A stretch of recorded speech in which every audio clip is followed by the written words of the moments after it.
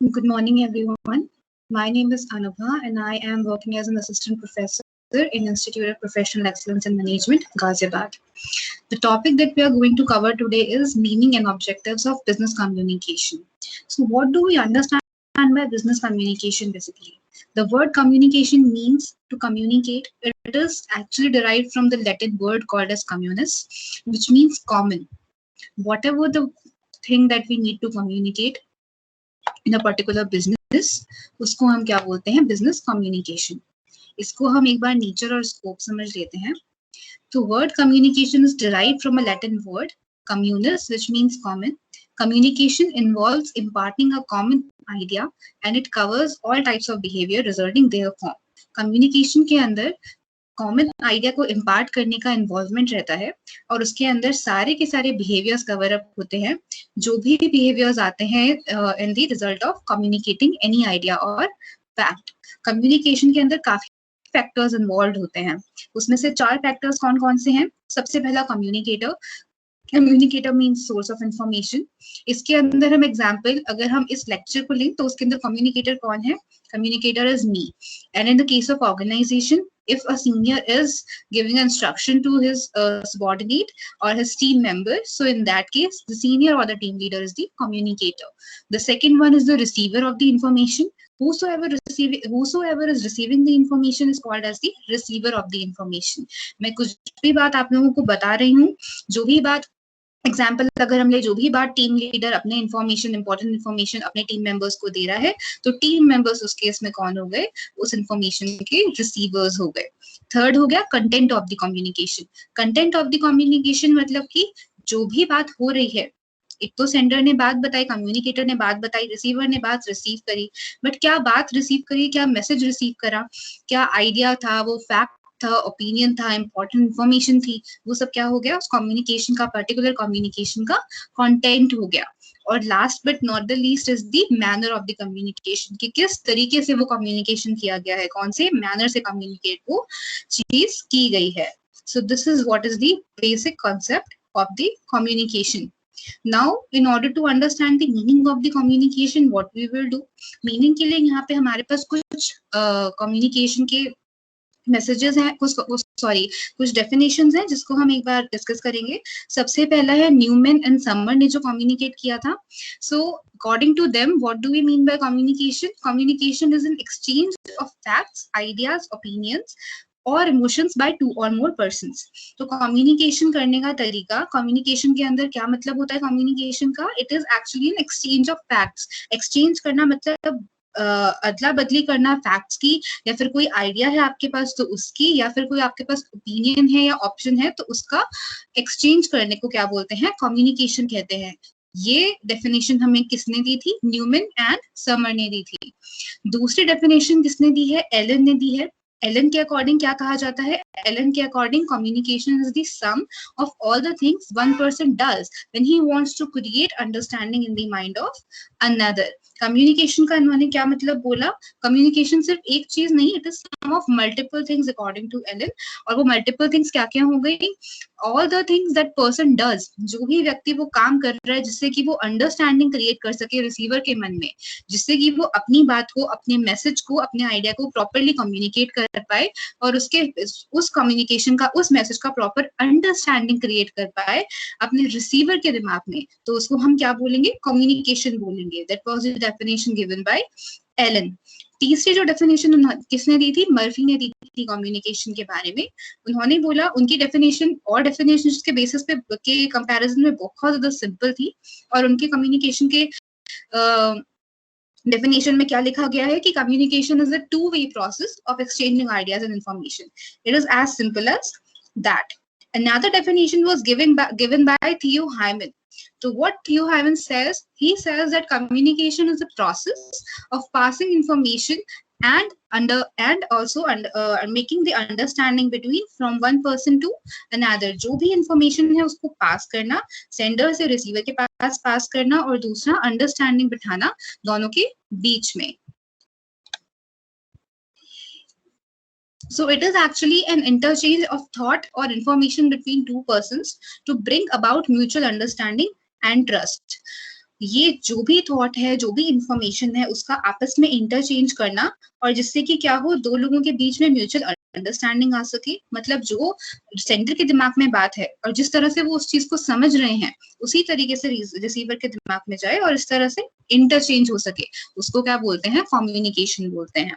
जो third point उसका हो गया, वो क्या हो जाता है, that it is an integral part of interpersonal behaviour.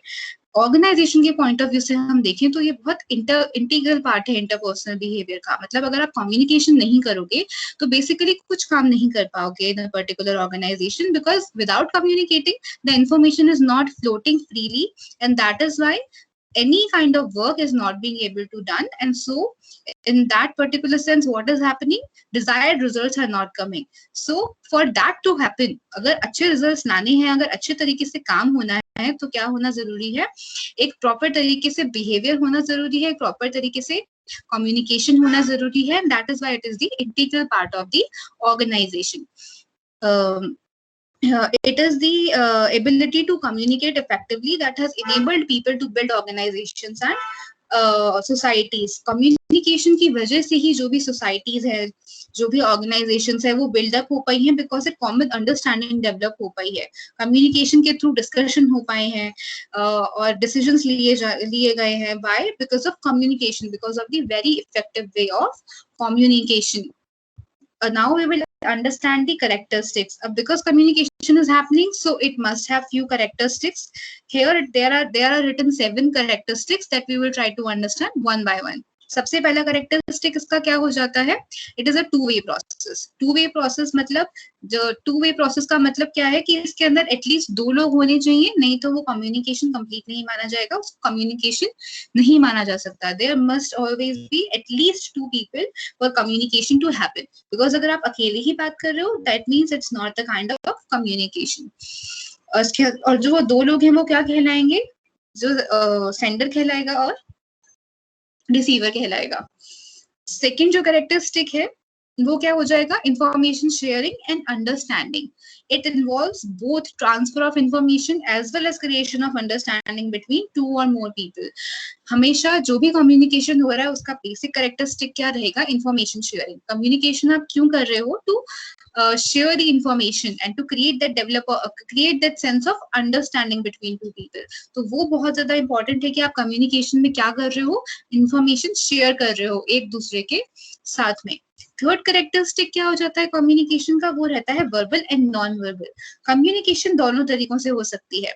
The kind of communication which is happening right now is verbal, but if I use gestures like this and you and me, इस तरह से अगर हम gestures का इस्तेमाल करेंगे, so what would that be? That would be a kind of non-verbal communication. और reactions जैसे मिलते हैं, that is also the non-verbal kind of communication.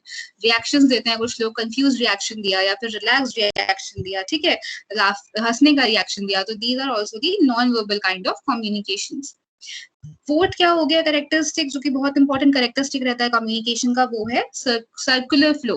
Now communication is circular, means it's happening continuously in a circular motion. if I as a sender is saying something, so the receiver receives it, then receiver gives the feedback, then sender uses that feedback to again say something. So this is what is happening in a circular motion. Fifth जो होता है characteristic communication का, वो क्या होता है, it is goal oriented. Of course it is goal oriented because communication is happening because of some reason only. अगर आप कोई भी बात कम्युनिकेट कर रहे हो, कुछ बात अपना आइडिया, फैक्ट, ओपिनियन दे रहे हो रिसीवर को, तो उसके पीछे कोई रीजन है, कोई कारण है। बिना कारण के कोई भी चीज कम्युनिकेट नहीं की जाती है। There is always a purpose, there always a goal behind any kind of communication that happens. Six जो कैरेक्टरिस्टिक होता है वो होता है, it is a continuous process. Of course it is a continuous process, it happens all the time.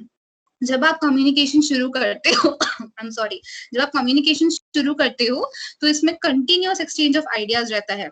आप अपने अपने senior से कुछ बात बता रहे हो, उन्होंने आपको इन्फॉर्मेशन दी, इन्फॉर्मेशन आपने उसका इस्तेमाल करा और फिर उसके बाद उसको वापस से कम्युनिकेट करा कि हाँ सर मैंने काम कर लिया है, अब इसका ये रिजल्ट आपको मैं दे रहा हूँ। उस रिजल्ट के ऊपर फिर से आपके सीनियर कुछ बोलेंगे, फिर उसके बाद वहां से अपर मैनेजमेंट के पास वो बात जाएगी, कम्युनिकेट होगी, फिर वहां से कुछ कम्युनिकेशन आएगा। So it happens continuously, it never stops, communication never stops. Okay, Next is the pervasive activity. Now, what do we mean by pervasive activity? Pervasive means क्या हो गया? जो उसका लास्ट कैरेक्टरिस्टिक है क्या क्या है वो, that it happens at all levels. अगर आप ऑर्गेनाइजेशन के पॉइंट ऑफ व्यू से देखोगे तो एक ऑर्गेनाइजेशन में हायरार्की होती है, लोअर मैनेजमेंट होता है, मिडिल मैनेजमेंट होता है, अपर मैनेजमेंट होता है. कम्युनिकेशन हर लेवल पे होता है, क्रॉस लेवल भी कम्युनिकेशन होता है और सेम लेवल कम्युनिकेशन भी होता है. It happens at all levels. So today we understood about what communication is. We learned few of the definitions of communication. We understood the nature and scope of communication, and lastly what we understood was the characteristics of communication. And in next lecture we will understand about the purpose and meaning of the communication. Thank you so very much, and I hope that you guys understood this. Thank you.